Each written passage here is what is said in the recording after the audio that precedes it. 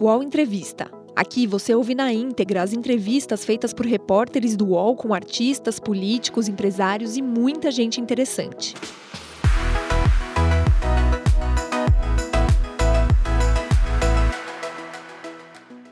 Olá, seja bem-vindo a mais uma entrevista do UOL. Eu sou Guilherme Maziero, repórter de política aqui em Brasília.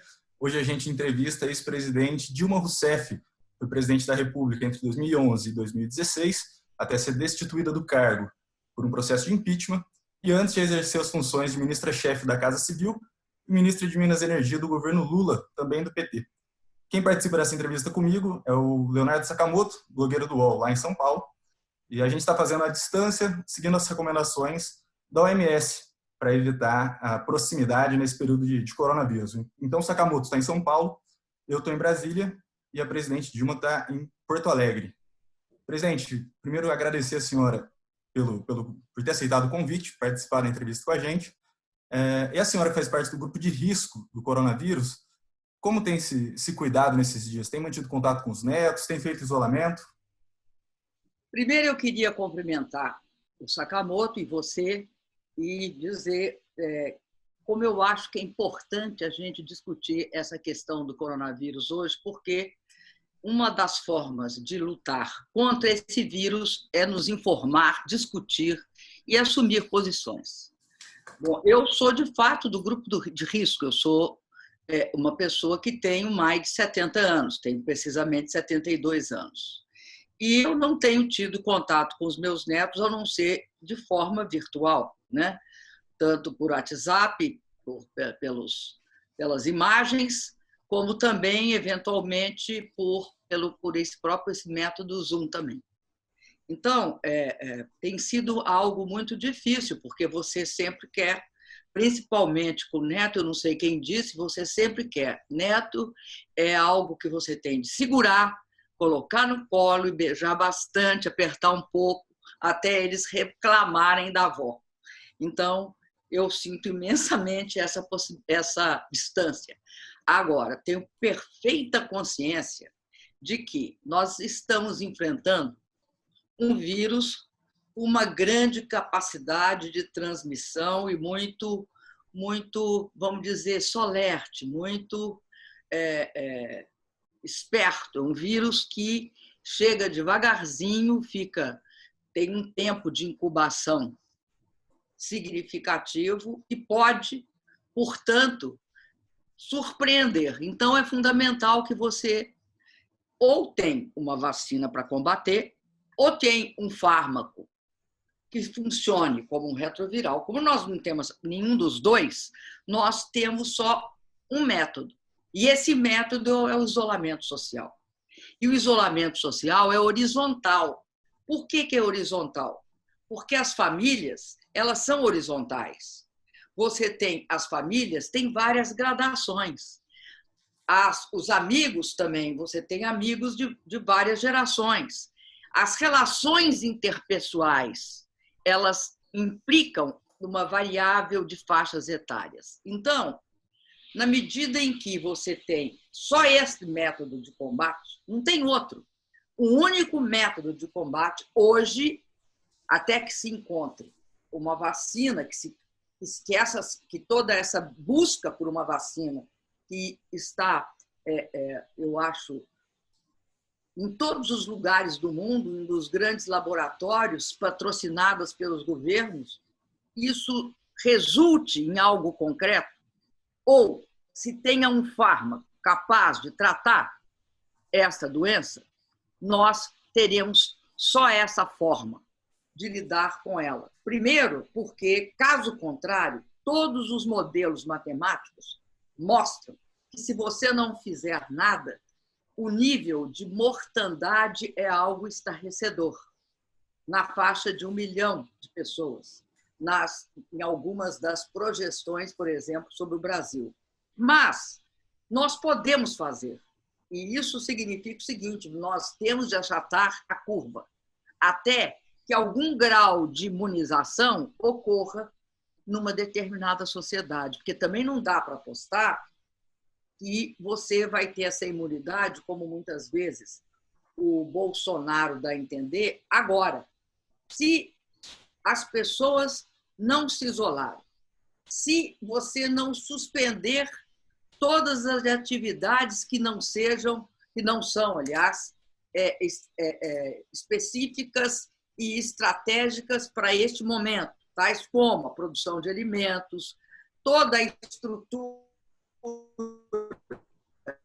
da farmácia, toda essa estrutura que assegura que nós tenhamos acesso à nossa sobrevivência. Tirando essas atividades, o resto você tem de interromper, sim, porque, caso contrário, você viverá algo como está acontecendo em alguns países em que as pessoas estão com os cadáveres na rua. Está parecendo a peste negra no final da Idade Média. A gente volta a falar um pouco, acho que depois, sobre a questão específica da situação hoje no Brasil. Só que eu queria começar, bem, antes de mais nada, agradecer, né, a você ter concedido a entrevista para a gente, né, no meio da crise, e dar um olá para todo mundo do UOL que tá me ouvindo, que não tive a chance de me cumprimentar, mas tem um ponto que acho que muita gente no Brasil quer saber, que é o seguinte: há exatos 5 anos, em março de 2015,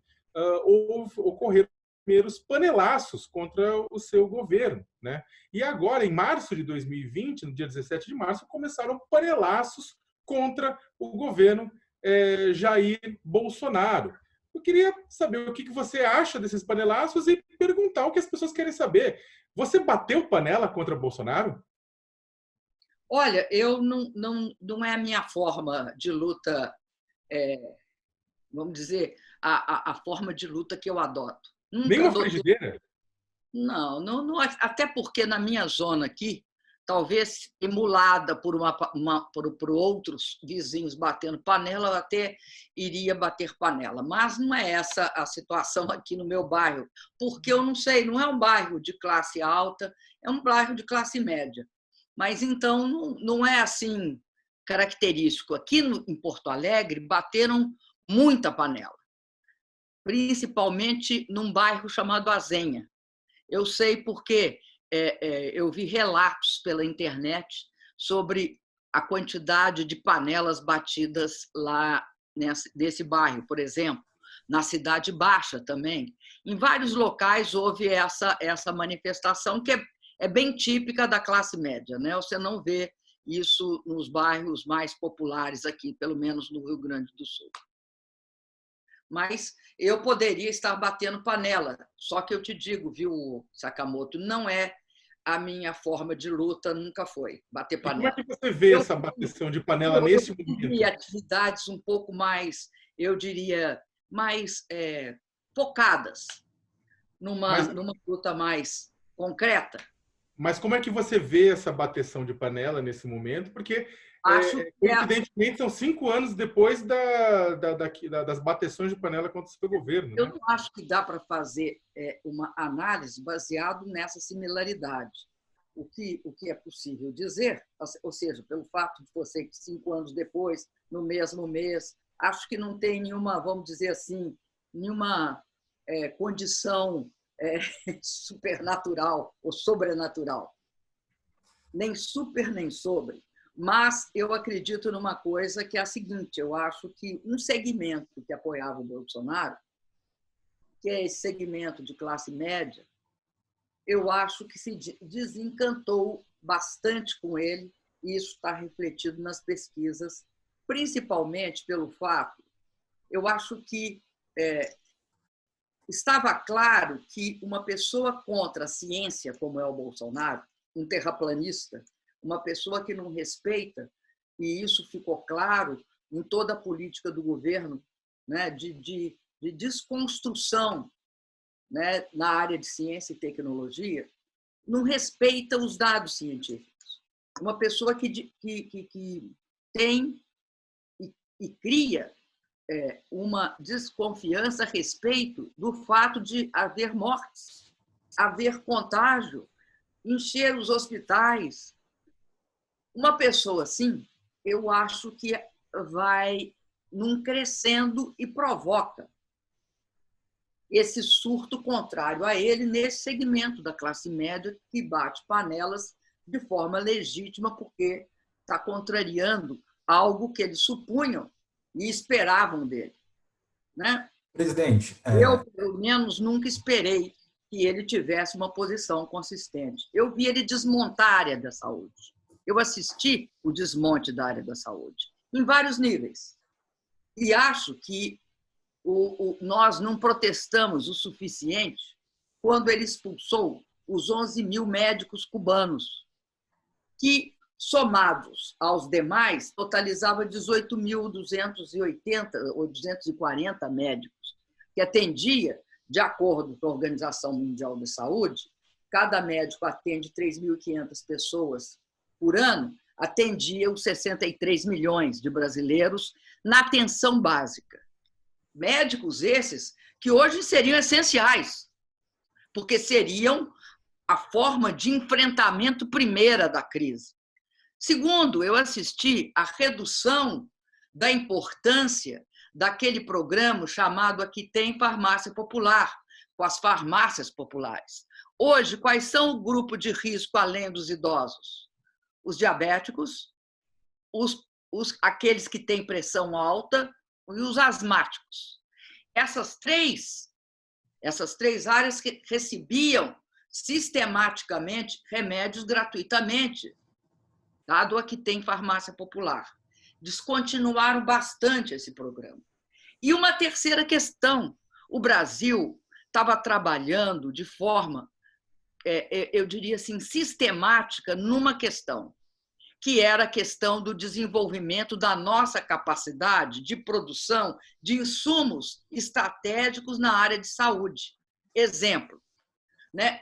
Produção de vacina, produção... Enfim, nós estávamos criando, em termos de segurança sanitária, uma indústria que refletia um poder imenso que o Estado tem. Sabe qual é o poder? É que o Estado compra remédios, vacinas, princípios ativos de quem? Para quem, aliás? Compra do setor privado. Para quem? Para 200 milhões de brasileiros. Tem um poder de mercado incrível. Então, a gente estava tentando desenvolver uma indústria da saúde baseada nisso. Também foi descontinuado. Isso presidente, é importante, não, é importante sinalizar, porque é assim que você vai enfrentar a crise. Você não vai enfrentar, não é que agora você tinha de estar construindo tudo isso. Você tinha de ter isso. Você veja só, eu estou estarrecida e venho estarrecida desde o início dessa epidemia pelo fato de não se testar no Brasil. Aqui no Brasil, nós não testamos. Eu vi autoridades, eu vi jornalistas dizerem que não era importante os testes.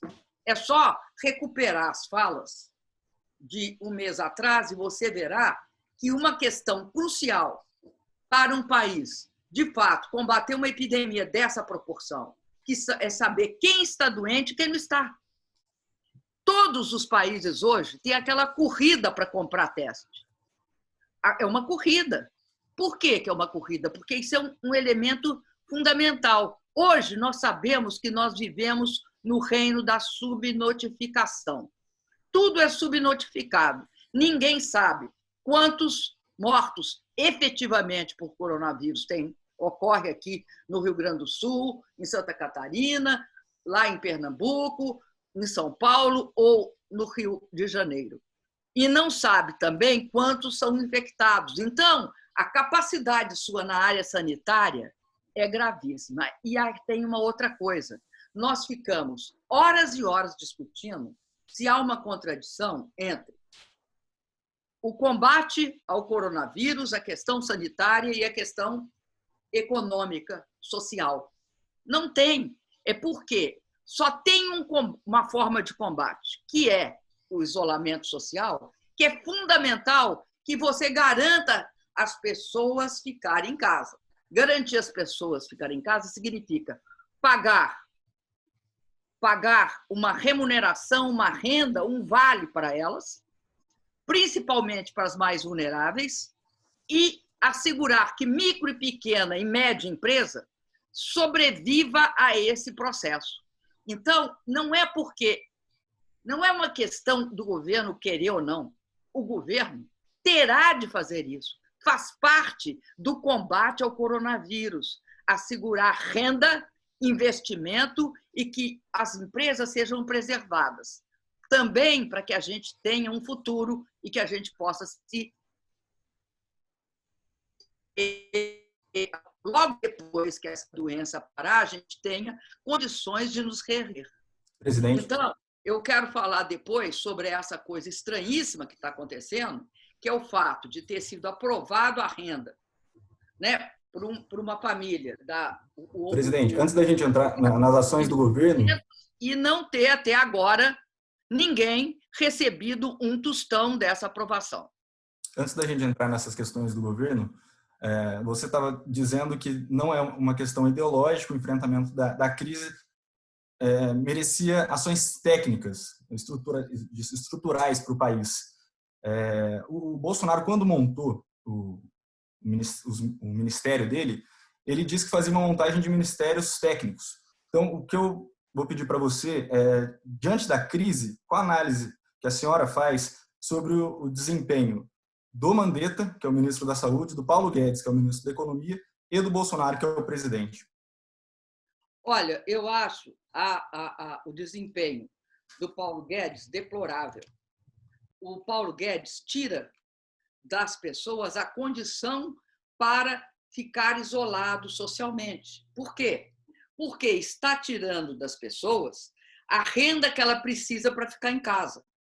Se a gente é de classe média e tem uma forma de ficar em casa, quem faz parte dos 100 milhões de brasileiros que vive precisando do Bolsa Família, que eu quero falar uma coisa, sempre olhar o Bolsa Família com preconceito. E outro dia disseram para mim assim, não, mas vocês pagavam só R$200. Eu vou explicar o que é o Bolsa Família. Mais uma vez, que é assim. As pessoas que ganham e recebem Bolsa Família, elas trabalham. O Bolsa Família é uma complementação de renda, por isso que era 200. Agora, para a pessoa ficar em casa, ela tem de ter aquilo que a lei determina que é o salário mínimo, ou seja, aquilo que o Brasil considera que é o mínimo que deve ser pago para uma pessoa poder sobreviver durante um mês. Então, tudo bem, a gente propunha R$1.045. Acabou conquistando 600 por pessoa do casal, daria 1.200 por família, perfeitamente. E numa família uniparental, geralmente dirigida por mulher, ela receberia 1.200. Perfeitamente. Isso está claro, foi uma conquista, a Câmara aprovou, foi algo que não foi de um partido só, foi toda uma ação de aprovação dentro do Congresso brasileiro. Muito bem, o senhor Paulo Guedes e o senhor Onyx Lorenzoni e o governo Bolsonaro não pode alegar que tem dificuldade em pagar. A gente pode dar um passo a passo, porque quem criou o cadastro único foram os governos do presidente Lula e o meu, que continua desenvolvendo. E construímos um cadastro que abrangia 77 milhões, um pouco mais, de pessoas. Precisamos chegar a 100 mil? Então, conseguiremos chegar a 100 mil. Não tem problema. O sistema de cadastro, tá, existiu, foi feito pelo banco, aliás, pela Caixa Econômica, pelo banco, o Banco do Brasil participava também, e ele engloba todos os cadastros, inclusive o do SUS. Então, tem como pagar, e tem como pagar celeremente. Tem como pagar num esforço de gestão. Então, você me diz o seguinte, tem gente que não tem o que comer, porque já acabou o que ele tinha de reserva. Tem gente que não tem porque perdeu o emprego antes. Então, tudo isso tinha de ser tratado com uma urgência, que é aquela urgência da fome. E aí eu vou entrar no ministro Mandetta. Eu acho que o ministro Mandetta é o mais racional deles. Tem tomado várias iniciativas corretas, inclusive ele defende o isolamento social, propriamente dito. Acontece que o ministro Mandetta não existe sem a sustentação do presidente, sem a integração dos ministérios. Eu quero saber como é que eu mantenho o isolamento social sem pensar o seguinte: como é que um governo pode agir só com a saúde, considerando que o isolamento social implica necessariamente em você ter uma ação integrada com o Ministério da Economia, com o Ministério da Casa Civil, que até o meu governo, do presidente Lula, o meu governo, era quem conseguia coordenar todas essas atividades e assegurar que a gente pagasse. Nós pagamos sistematicamente, sem faltar, todos os meses, o Bolsa Família para 56 milhões de pessoas. Nós fizemos o Mais Médicos, distribuindo médicos pelo Brasil inteiro, 18.240 médicos. Tinha um sistema de integração entre todas as plataformas, porque um governo não é um ministério. E não tem isso, um governo é um ministério com critérios técnicos. Não, um governo é um ministério com critérios de prioridades políticas. A prioridade política hoje é o povo brasileiro, é a vida dele, a sobrevivência dele. E é também da atividade econômica, porque micro, pequena e média empresa tem de ser resgatada, porque as grandes, tanto os grandes bancos como as grandes empresas, são as mais beneficiadas por esse governo, é o primeiro a ser beneficiado. Já chegou a eles, o dinheiro já chegou a eles. Enquanto isso, micro, pequeno e média, não. O padeiro, como é que chama? A cabeleireira da esquina, a moça da unha, ninguém não vai ter dinheiro no dia seguinte. Agora, você me diz que isso é uma questão que não é do Ministério da Saúde?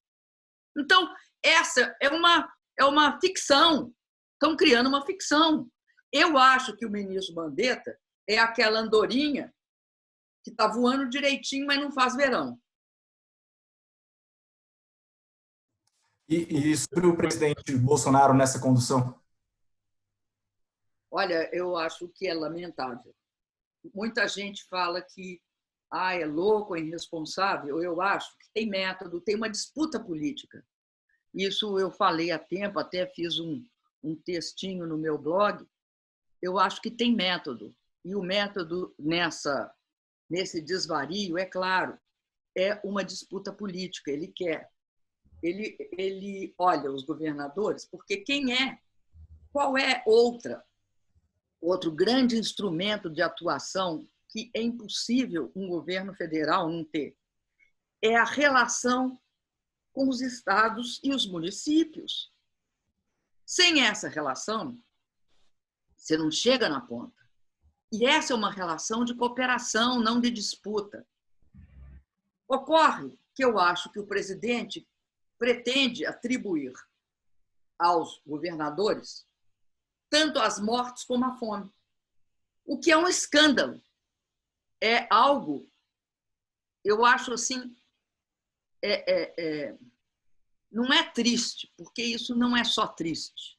É algo que tem de provocar em cada um de nós uma grande indignação. Ele tinha de estar sendo parceiro dos governadores. Não interessa se um governador vai disputar com ele a presidência da República em 2022. Não interessa que ele encontre, de uma forma, eu acho assim, até doentia,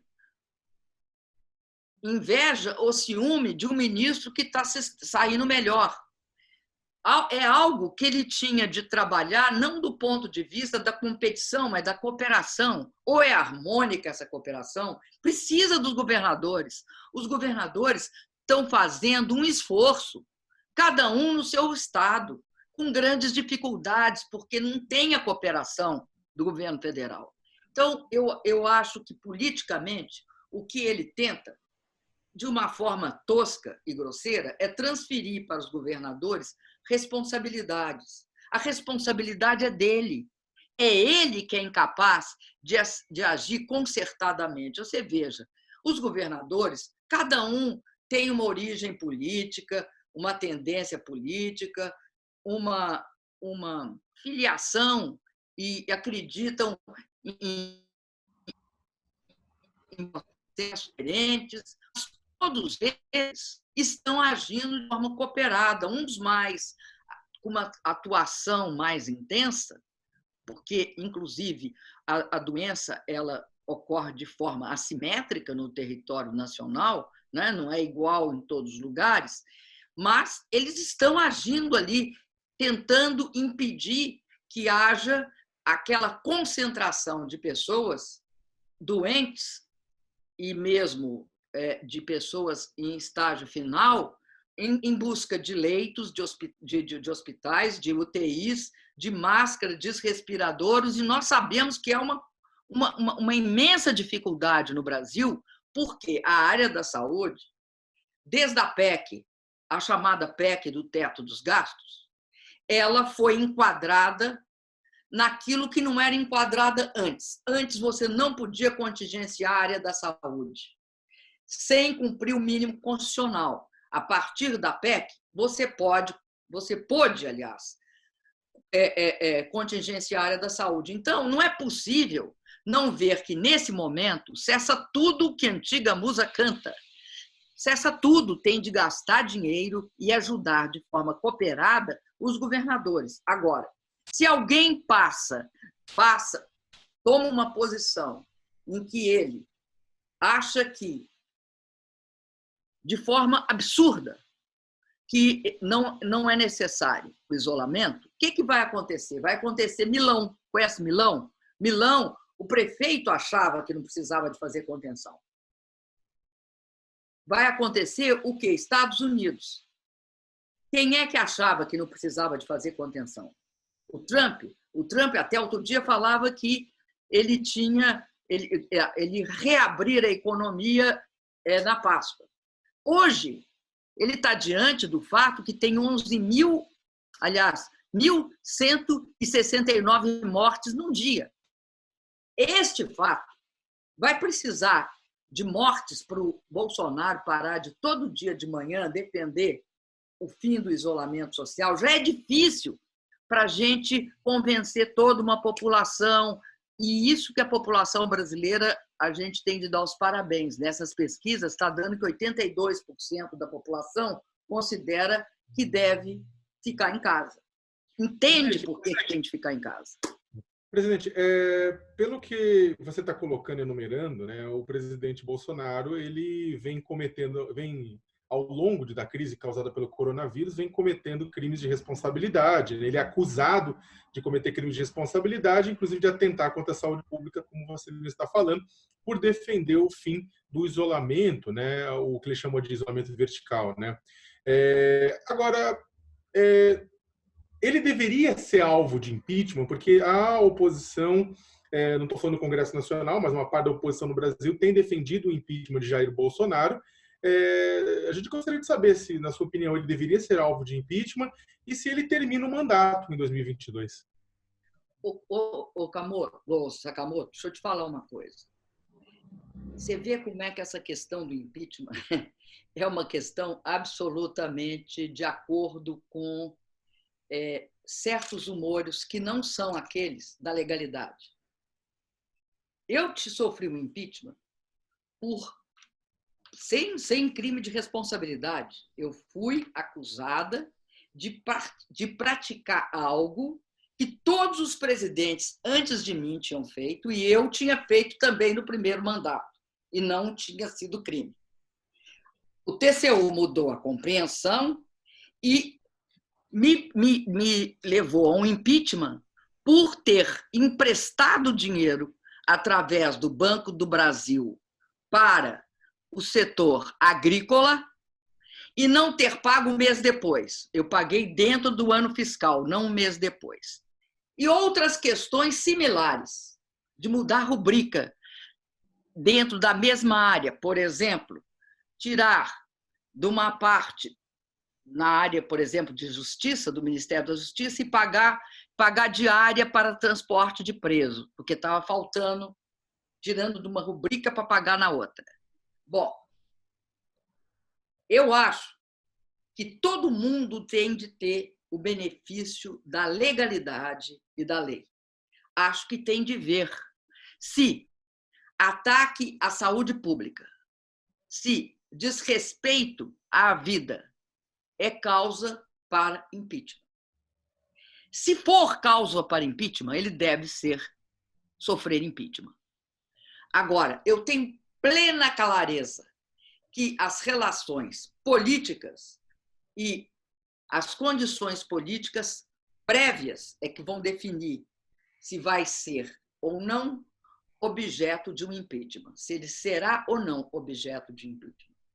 Não é pura e simplesmente a lei. Eu fui por questões políticas, porque queriam enquadrar o Brasil nessas reformas, na previdenciária, na precariedade trabalhista, desmantelar o sistema de saúde, desmantelar o sistema de assistência social, desmantelar uma série de proteções, de proteção social. Eu sei por que eu fui empenhado. Agora, eu acredito que até há pouco ele não sofreria impeachment. O problema é que esta crise ela é absolutamente inesperada e ela produz nenhuma doença ela por si só gera transformações. O que ela pode, como qualquer crise, é acelerar transformações que já existiam. No mundo, já estava claro que a desigualdade que tinha sido instaurada depois dos anos 1980, 1990, era insustentável. Cada vez mais insustentável. Insustentável nos Estados Unidos, insustentável na Europa. Que a quebra do sistema de proteção social que tinha sido implantado pelos estados de bem-estar social tinha inviabilizado uma série de serviços. O que vai acontecer nos Estados Unidos? Eles não têm SUS. Nós, pelo menos, temos uma sobrevivência. Eles não desmantelaram o SUS, mas 2 anos tinham desmantelado. O SUS, tá isso, dá para usar. O SUS é uma barreira, é uma espécie de armadura do país contra esse coronavírus. Agora, imagina os Estados Unidos que não tem SUS. Vai ser um descalabro nos Estados Unidos. Não tem estrutura social de proteção. Na Alemanha, você compara a Alemanha com a Espanha e a Itália. A Alemanha tem uma estrutura de saúde poderosa. Então, você pode ter contágio, mas você não tem morte, porque tem uma quantidade de leito, de respirador. Mesmo eles estão com dificuldade, mas o desempenho do sistema é melhor.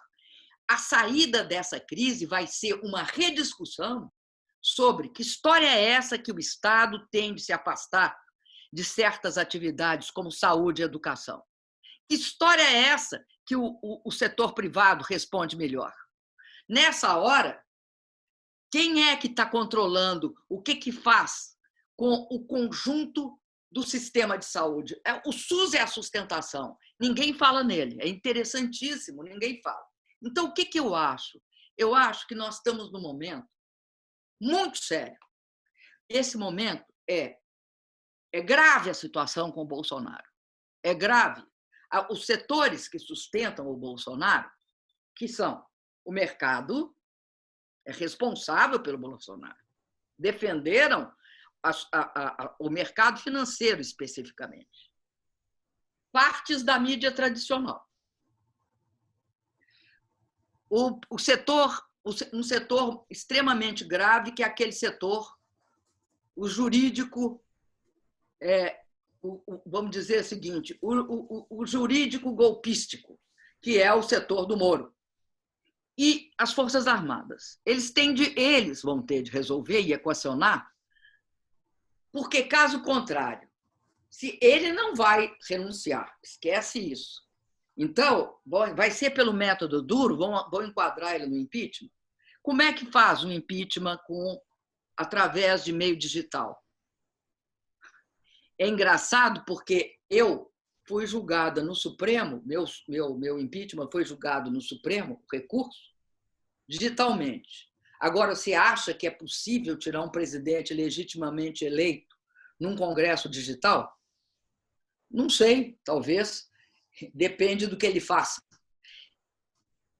E depende das forças que o sustentam façam. Então, eu acho que se quer discutir de forma séria o que fazer com Bolsonaro, primeiro tem de discutir um jeito de impedir que ele ameace a saúde da população. Primeira coisa, impedir. Ele não pode fazer o que ele está prometendo há dias. Ele falou que fará um decreto, ele ameaça todo dia isso. Eu farei um decreto acabando com o isolamento social. Esse decreto, primeiro, tem de ter, né? As instituições vão ter de barrar isso, Supremo, Congresso, e vai ter de ver o que faz com ele. Agora, este é um problema que tem de ficar claro as responsabilidades. Porque eu vou te falar o que eu acho que é responsabilidade. Você sabe o dia que eu tive assim, a maior tristeza? Eu tive várias tristezas, mas uma das maiores foi o dia que expulsaram os médicos cubanos. Porque eu sabia, tinha 700 municípios no Brasil. O Brasil tem 5.570, eu acho, municípios. Posso ter dando um número errado, porque faz tempo que eu não falo esse dado. Mas desses todos os municípios que existiam, sabe que tinha 700 que nunca tinha tido um médico. Quando veio o programa Mais Médico, não tinha um único médico. Departamento Sanitário de Saúde Indígena não via médico há anos. Então, a estrutura de proteção, toda a estrutura de proteção era reforça o sistema básico de saúde. Só tem um jeito. O Brasil tinha 1,9 médicos por 1.000 habitantes. Uruguai e Argentina têm 2,5. Cuba podia mandar médico porque tem 6 por 1.000 habitantes. O sistema de saúde europeu ele tem um número de médicos bem maior, acima de 3, eu acredito. Eu não lembro mais de cor, antes eu sabia. Acontece que o Brasil não tem isso. Nós vamos enfrentar com subnotificação, e aí a imprensa tinha de um dia, todo dia, de perguntar, e os testes? Eu entendo que a OMS fale todo dia, teste, teste, teste. Você precisa de teste para saber como agir. Então, eu te digo uma coisa com muita força. Este governo, ou ele responde à crise econômica, social e sanitariamente, ou politicamente nós vamos acrescer a essa situação uma imensa crise política. Uma imensa. Presidente, dado o momento do seu segundo governo, a gente percebe que tinha algum isolamento político com as forças do Congresso, um tensionamento. E o Bolsonaro ele faz esse tensionamento com governadores, com diversos setores da sociedade, com o judiciário, com a mídia. Até que ponto a senhora acha que ele pode tensionar isso antes de um rompimento maior, de alguma possibilidade dessas instituições se voltarem contra ele? Isso depende de manifestação social? A senhora consegue ver um limite para esses tensionamentos? Eu acho que manifestação social no isolamento é uma coisa meio difícil, né? Porque né? Desculpa, uma panela só não adianta, não. Eu acho que o limite é esse que eu disse. Eu acho que o limite é a vida da população brasileira. Ela não pode ser colocada em risco por nenhum, mas nenhum descontrolado, tosco. Não pode. Esse é o limite. Não é possível chegar perto da vida. A população brasileira, ela tem de ter sua vida preservada. Então, assinar decreto devolvendo as pessoas para a rua, para contaminação, para a morte, não. Aí não. Aí tem limite. E aí eu vou te dizer uma coisa. O limite, né, tem de ser da consciência cidadã, dos brasileiros e das instituições. Congresso, Supremo, Forças Armadas, que hoje sustentam esse governo, né? Alguns estão dizendo que há uma espécie de tutela, né, feita pelo ministro-chefe da Casa Civil e o ministro-chefe do governo. Enfim, cada um vai ser chamado à sua responsabilidade perante a história, o país e a nação. Falando em responsabilidade, presidente, essa semana que passou, tanto o governador de São Paulo, João Dória Júnior, quanto o ex-presidente Lula, eles sinalizaram, não vou dizer uma aproximação, mas houve eles trocaram, não trocaram mensagem, mas fizeram postagens no Twitter, o presidente Lula reconhecendo ações do Dória, o Dória reconhecendo que está todo mundo no mesmo barco agora. Como é que você vê esse movimento? Eu acho que ele é absolutamente correto. Por quê?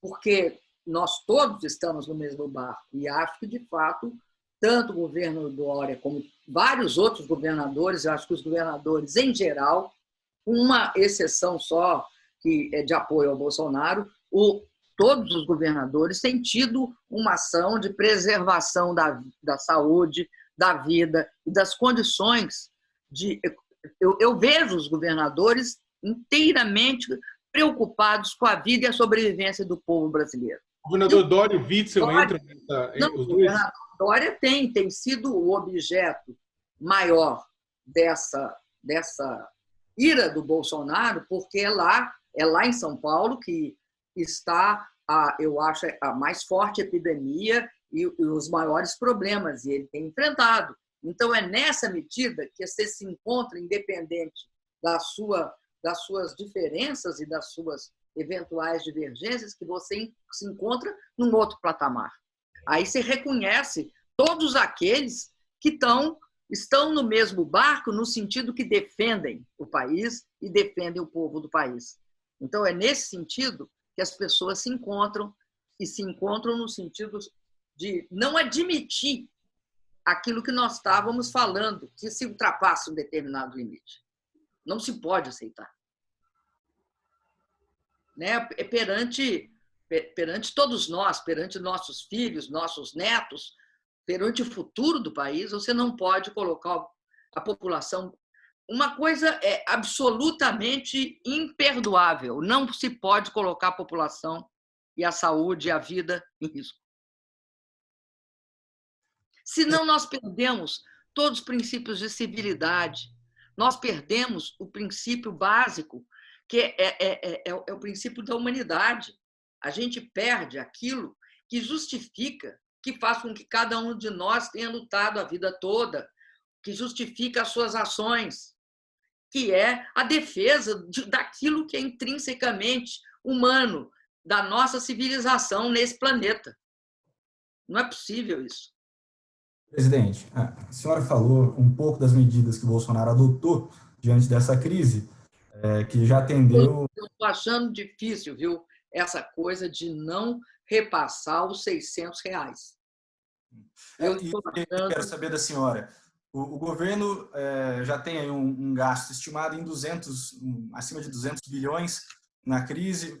O que eu preciso saber da senhora é se esse valor que eles estão usando, a divisão que eles fizeram desse valor é suficiente. O presidente da Câmara, Rodrigo Maia, faz críticas, diz que são medidas atrasadas, deveriam ter sido tomadas mais rápidas, de maneira integrada. Dessas medidas especificamente sobre o coronavírus que o Bolsonaro tem tomado, como que a senhora avalia elas? Esses anúncios. Primeiro, são medidas que estão atrasadas e nem foram tomadas ainda. E a cada vez ele toma as mesmas medidas mudando a forma de divulgá-las. Agora, sobretudo, é o seguinte: nós vivemos um momento em que o nível de problema e o nível de restrição fiscal que existia em todos os países ocidentais, vamos falar dos ocidentais, ruiu. Eu não sei se você acompanhou, mas e eu não quero me referir só à medida fiscal dos 2 trilhões de dólares aprovados pelo Congresso americano. Eu quero referir a uma fala do Paul, que é o CEO,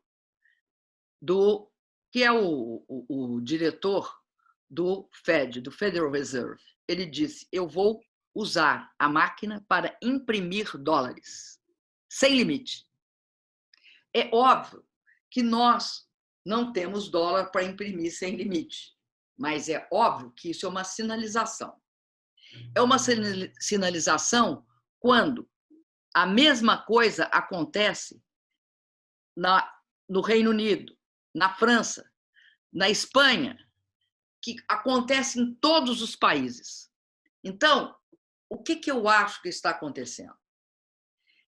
O senhor Paulo Guedes, ele tenta resolver o problema do setor financeiro e resolve o problema das grandes empresas. Agora, para aquela população vulnerável, que inclusive foi estimulada o seu surgimento com a aprovação da reforma trabalhista, que precarizou os trabalhos, que transformou o empreendedor de si mesmo, pequenininho, o pipoqueiro, o dono do carrinho de venda de produtos, enfim, que tornou essa atividade informal a dominante no país.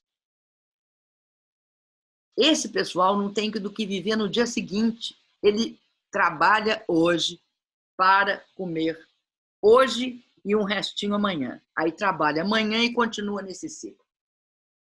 Ele precisa, para ficar em casa, para não se contaminar, a dona do boteco, a dona do barzinho, o homem que tem a oficina, todos eles têm de sobreviver. E isso é ontem. Ele vai ser, se você olhar os recursos que ele coloca, ele não vai querer que um pequeno dono de negócio vá no banco e assuma uma dívida, porque ele não vai ter como pagar, não tem atividade econômica. Então, ele tem de ter condições de pagamento. Por isso que o PT fez várias propostas no sentido, dá um tempo para ele pagar depois. Uma parte ele tem de pagar os funcionários, porque senão esse funcionário que trabalha lá, que ganha até R$3.000, não terá do que viver. Por isso que nós fizemos esse conjunto de propostas. Ninguém demite ninguém. Se assegura para o pequeno e médio, aliás, para o pequeno e micro, que se assegura o pagamento integral dos salários. Se você não fizer isso, você não terá a sobrevivência. Outra coisa. Qual o país, qual o maior produtor de álcool do mundo? Um deles somos nós. Outro, talvez, os Estados Unidos. Mas eu acho que nós ainda estamos na frente deles. Por que ninguém discute uma farta distribuição de etanol, hein? Para se transformar em álcool gel? Por que não se discute isso? Por que não se discute que o sistema industrial brasileiro tinha de fazer uma certa reconversão, produzir equipamentos, máscaras? Como é que as pessoas vão ter acesso à água, hein? Como é que você faz se você nem água tem? Aí você vai pegar carro-pipa. Eu quero dizer que eu não estou falando de carro-pipa, porque eu nunca vi um carro-pipa, eu nunca fiz nada com carro-pipa. O meu governo, nós tivemos 5 anos de seca pesada. Uma parte, nós fizemos 1,5 milhão de cisterna no semiárido nordestino, né, para as pessoas captar quando chovesse a água da chuva. Mas, quando não tinha água, nós levamos carro-pipa. O Exército Brasileiro, nós compramos carro-pipa para o Exército Brasileiro. Eles ajudaram a distribuir água por todo o semiárido nordestino. Eles têm know-how em água. Não se pode... Aí fala o seguinte, então não é álcool gel, não, mas tem de lavar a mão com sabão. Mas lavar a mão precisa de água. Então, e aonde não tiver água nas favelas? E aonde que você vai ter de levar carro-pipa sim? Isso implica numa visão a respeito da vida como ela é. Eu não posso ficar na televisão mostrando como é que lava a mão assim, ó. Não posso fazer isso. Eu tenho de levar água. Para uma parte da população brasileira, você tem de levar água. Nós tivemos de enfrentar isso comprando carro-pipa. E mais, em todo o semiárido nordestino, as prefeituras têm carro-pipa. Todas as prefeituras abaixo de 50 mil habitantes. O governo federal deu uma moto-niveladora, uma retroescavadeira, um carro-pipa e uma pá carregadeira, entre outras coisas. Deu. Para quê? Para dar condições e estrutura para esses municípios também se defender. Então, se tiver problema de água, nas periferias das capitais, tem de levar água. Porque é condição básica para você não ter contaminação, é água. Se não vai etanol, então vamos de água. Presidente, tocamos em obras, né? A gente está começando a caminhar para o final da nossa conversa, mas tocamos em obra, e aí eu queria aproveitar para puxar um ponto. Posso falar só uma coisinha sobre alimentação escolar? Diga. Nós saímos do mapa da fome da ONU em 2014. E quando nós saímos do mapa da fome da ONU, a ONU fez uma cerimônia, uma discussão e tal e coisa. E eles levantaram todas as políticas que tinham sido fundamentais para a gente sair do mapa da fome da ONU. Uma delas é 43 milhões de merenda escolar para 43 milhões de crianças, né? 43 milhões de crianças que receberam merenda escolar, como sendo um dos fatores principais para que você não tivesse fome no Brasil. Se você acabasse com a fome. As escolas estão fechadas. A primeira coisa que nós propusemos, que o PT lá no Congresso propôs, foi que houvesse a distribuição de merenda escolar. E não está havendo. Nós vamos ter efeitos deletérios dessa crise sobre as crianças. E mostra também a absoluta incúria e incapacidade do governo federal de gerir isso.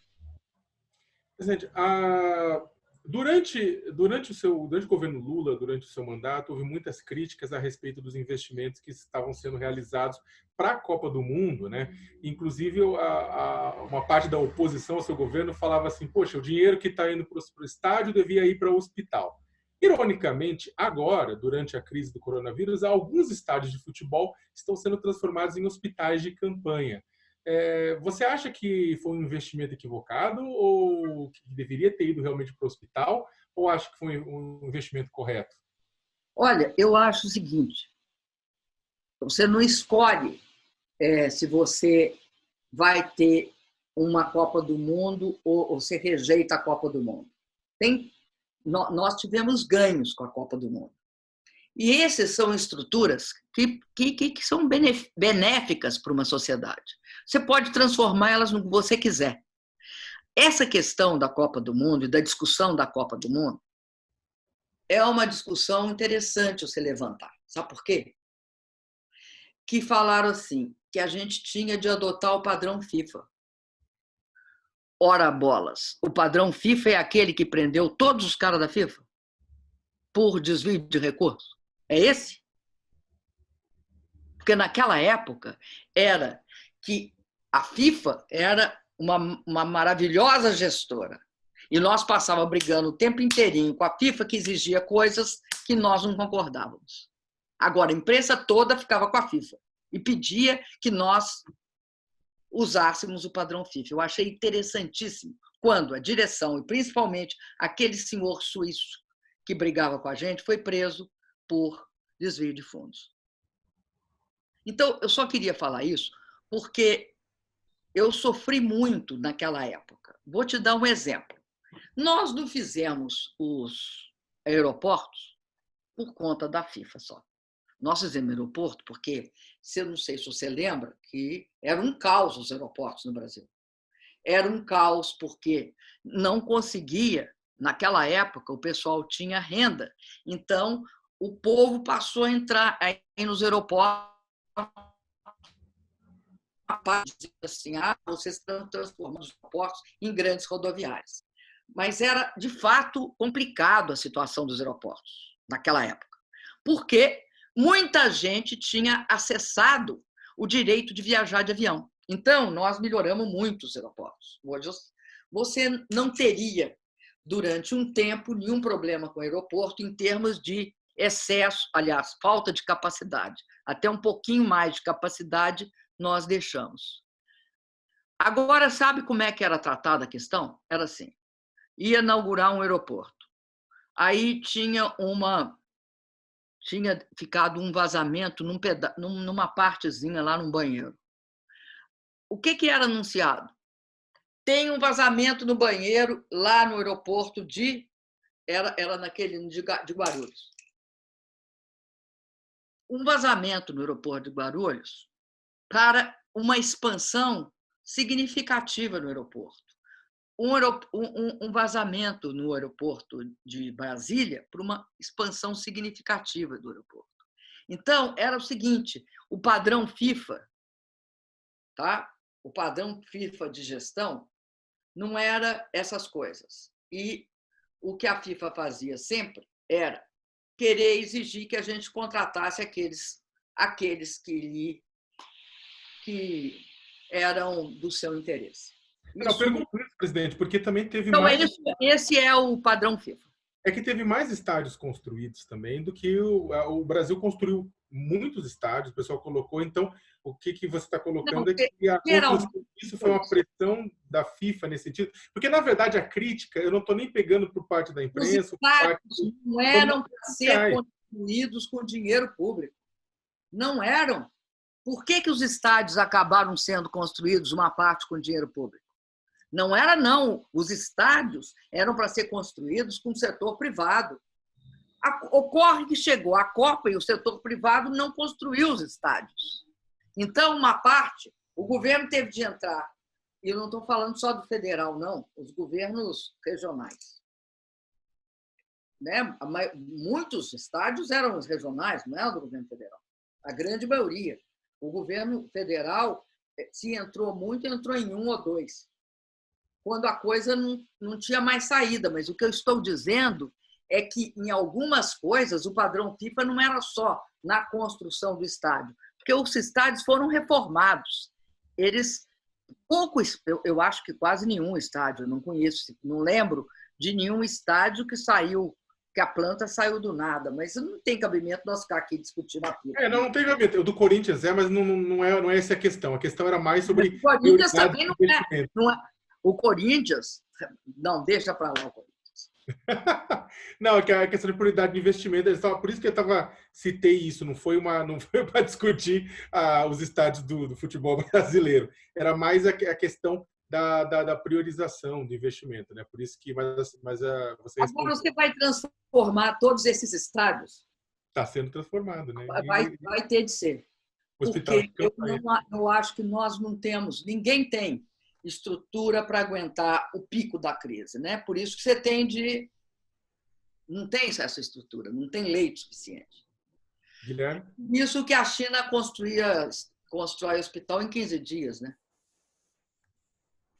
Presidente, a gente está com um tempo um pouco apertado, mas acho que cabe mais uma pergunta. Tentando traçar algum paralelo no governo da senhora com o Bolsonaro, se isso... Eu peço que não, viu, meu querido?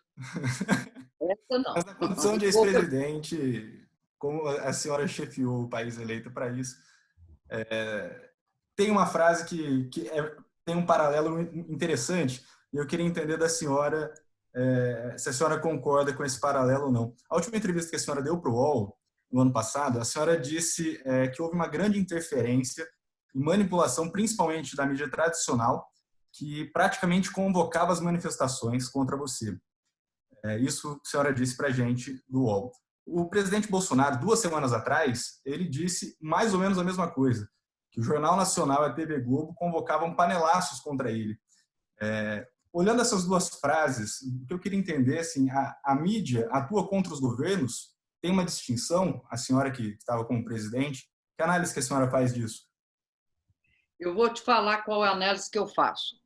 Mal eu tinha sido eleita presidenta da República, no meu segundo mandato, e um comentarista da Globo, chamado Merval, disse o seguinte: ela vai sofrer impeachment. Não sei se você sabe que a lei é clara, impeachment só pode ocorrer ao longo do mandato em questão. Portanto, eu tinha acabado de ser eleita. A não ser que ele tivesse uma bola de cristal, a questão do impeachment, ao ser colocada dessa forma, era uma questão política. Eu não tinha o hábito de passar o tempo inteiro disputando com a mídia. Tá? Muitas vezes, eu deixei claro que eu achava que o controle social da mídia não é o controle do conteúdo. A mídia, como qualquer atividade econômica, pode ser objeto de monopólio. Controle vertical da mídia é objeto. Há muitos anos, nos Estados Unidos, de impedimento. Você não pode deter nacionalmente uma quantidade determinada de meios de comunicação. Então, isso é outra coisa. Agora, eu quero lembrar também que pediam minha renúncia antes de abrirem meu processo de impeachment. Pediram minha renúncia. Presidente, mas a gente vê jornais pedindo para o Bolsonaro sair também. Ou seja, no terceiro mês de governo, sendo que a lei é clara, ninguém pode sofrer impeachment por algo que não ocorreu durante seu mandato. Eu tinha 6 meses de governo, tinha 12 processos de impeachment.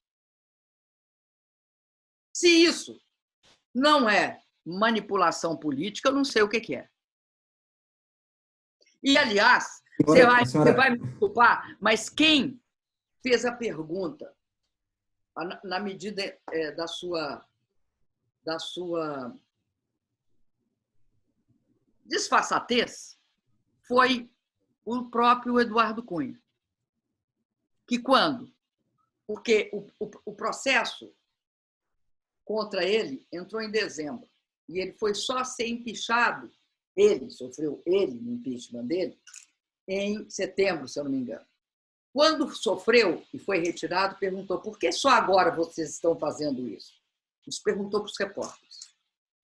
Então, é o seguinte, no meu caso, querido, inaugurou-se um processo muito claro de desconstrução do meu mandato. Muito claro. O presidente Bolsonaro, mais claro é o fato de que eu não tinha 6 meses de mandato, tinha processo de impeachment. Eu não tinha nem... todos os fatos que depois vão levar a que eles me levem ao impeachment não tinham ocorrido ainda. Houve, no caso da minha... e a história vai mostrar isso, uma promessa de vocês. Tire a presidente Dilma e faça as reformas e o Brasil vai virar um país ultra desenvolvido. E os investidores irão investir. Como se os investidores investem por isso. Mas a última pergunta rápida ainda sobre isso. Com essa afirmação do presidente Bolsonaro de que a mídia convoca atos da população contra ele, a senhora acha que ele está certo nessa afirmação? Olha, eu acho que ele que convoca. No caso dele, ele convoca os atos. E eu não acho que ele possa tratar a mídia como ele trata, com tamanho desrespeito pessoal e algumas vezes até de forma ofensiva e preconceituosa. Quando se trata de mulheres, eu posso não concordar com algumas das figuras que ele ataca. Eu não concordo com elas, divirjo delas, da forma como elas agem. Agora, isso não significa que ele está autorizado a xingá-las, a ter uma atitude de repressão e de represália, a ser absolutamente desrespeitoso, né, quando se tratar, inclusive, de mulheres, né, ele é de uma desfaçatez absurda. Mas outra coisa muito diferente é manter um padrão de relacionamento de desrespeito à liberdade de imprensa. E essa, meu querido, durante todo o meu mandato, eu respeitei. Eu nunca ameacei nenhum órgão de mídia de tirar propaganda ou publicidade ou coisa que o valha. Eu jamais tentei nenhuma forma de coerção igual ele faz. E nunca desrespeitei, pelo contrário. Sempre tratei de forma... Ou seja, o que seu órgão, você trabalha num órgão, né, de imprensa, o que seu órgão pensa é uma coisa, o que você faz é outra. Nunca confundir o órgão com a pessoa. Maravilha. Acho que era isso. Sakamoto, eu agradeço a participação, principalmente da presidente Dilma, pelo tempo, por ter aceitado o nosso convite. Obrigado, presidente. Obrigado, presidenta. Obrigado mesmo. Desculpa, a gente alugou, ia ser menos tempo, acabou sendo mais tempo, mas a gente agradece bastante a paciência para conversar com a gente. Tudo bem. Obrigado. Foi um prazer falar com você.